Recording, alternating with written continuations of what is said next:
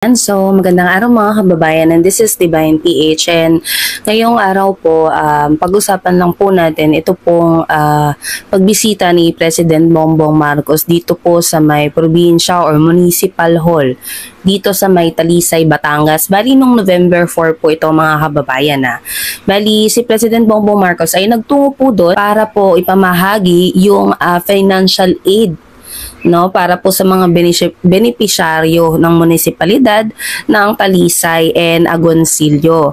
And si PBBM ay nag-turn over din po ng 10 million from the Office of the President to the municipalities of Talisay, Agoncillo, Lemery, Cuenca, Balete, and Laurel. Yung mga kababayan, ito pong Batangas ay isa po sa mga nasalanta talaga ng matindi ni Bagyong Christine. Siyempre, under Proclamation number 728 series of 2024, declaring November 4 as a day of national mourning for the victims of Christine. The President attends a mass and blessing ceremony to support the bereaved families. Furthermore, he oversees the turnover of 159 housing kits valued at 6 million from the Metrobank Foundation donated through the Department of Human Settlement and Urban Development. And also mga kababayan, dahil may mga ilang kritiko si President Bongbong Marcos na kinikriticize siya, diba? With regards sa mga naging action niya or mga kumbaga hakbang na ginawa niya yung preparation nitong nagdaang bagyong Christine. And ito po may isa pong magpapatunay na nagtatrabaho hindi lamang si PBBM kundi ang mga inatasan niya po at ang iba't ibang ahensya ng pamahalaan. So pakinggan po natin, no? Umaga po sa inyo lahat.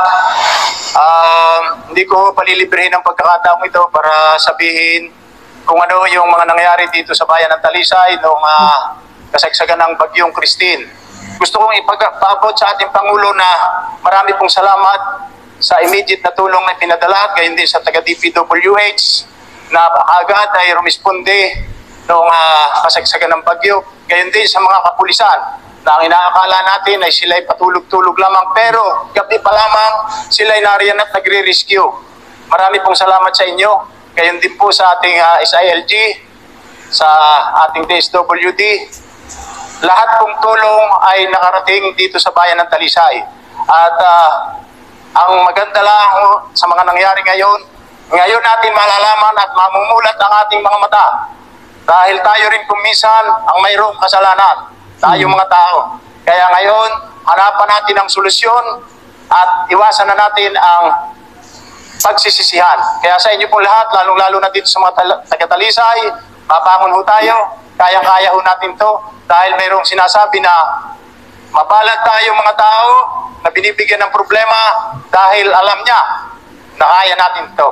Kaya sa inyo po lahat, sana kung nadapa tayo ng 2 beses, bumangon tayo ng 3 beses. Dahil tayong mga taga-Talisay, taga-Batangas, mga sa Pilipinas, ay matatapang, matitikas, matitibay.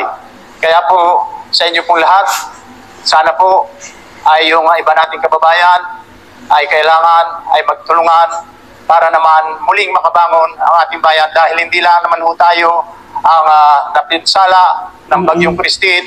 Mapalad nga lang ho tayo dito sa Talisay at dito ho pumunta ang ating Pangulo at kung minsan ang sasabihin natin, pagka mayroong dilim, palaging may liwanag. At ito ang simula. Nariyan po ang ating Pangulo para tayo magliwanag dito sa bagong Talisay para sa bagong Pilipinas. Mabuhay po ang ating bagong Pilipinas. Marami pong salamat. Thank you very much. Mismong mayor po, no, si Mayor Natanawan, na magpapatunay na si President Bongbong Marcos at yung mga inatasan po niya na iba't ibang ahensya ng pamahalaan, kumikilos talaga. Nagre-responde talaga. Hindi yung sinasabi nila, kini-claims nila na walang aksyon na ginagawa. Paano mo nasabi? Wala ka naman doon sa sitwasyon, di ba? Kung hindi naman ikaw yung nandun sa sitwasyon nitong mga nasalanta nating kababayan.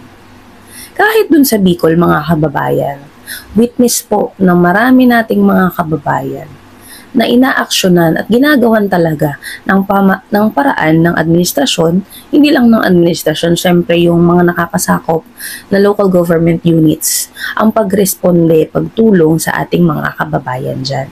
Itong mga magagaling na kritiko ni PBBM, as if sila yung nandun sa, sila yung mga nasalanta talaga, na akala mo napakagaling kung magsalita, wala naman silang maipakita na pruweba dito sa mga akusasyon nila. Ito malinaw po yung mayor ng Talisay na sinasabi nga na agarang responde, no, ng mga iba't ibang ahensya ng pamahalaan at syempre sa pamumuno ni President Bongbong Marcos. Dahil sila mismo yung naka-witness. Mga kababayan, may mga kamag-anak din ako na nasalanta dyan sa Batangas at dito sa may Albay. Kasi yung parents ko, taga Albay, mother side ko dahil. So may kamag-anak din kami na nasalanta. Pero hindi sila yung kagaya nyo na nagsisisihan pa. Sasabihin nila, wala kasing kwenta yung flood control.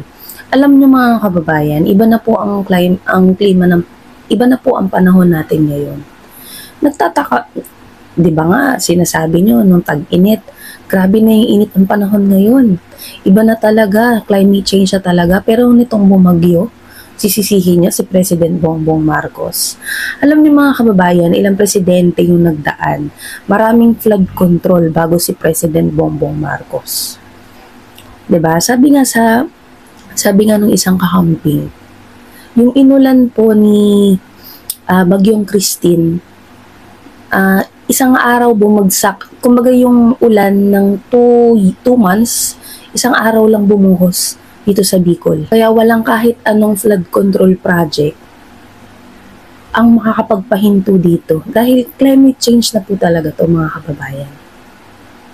'Di ba? Tapos, ang masaklap pa, alam mo yung hindi ka na nakakatulong pero kinikriticize mo pa yung administrasyon na nagtatrabaho para matulungan yung mga kababayan natin na salanta. Hindi namimili ng kritiko ni PBBM, hindi to kumbaga, imbes na magtulungan, imbes na tumulong na lang, magkikriticize pa. 'Di ba? Kumbaga, wala nang pinipili anytime gagawin nila yan. Tsaka mga kababayan, sabi ko nga sa mga previous videos natin, na mapapansin nyo pagkatapos ng bagyo, pagkatapos ng baha, ano yung mga marami nating nakikita? Basura. Na kung minsan, tao ang may gawa. Kaya kahit gaano pa kadaming flood control projects ang ilaan ng pamahalaan, kung yung mismo mga tao dugyot, diba?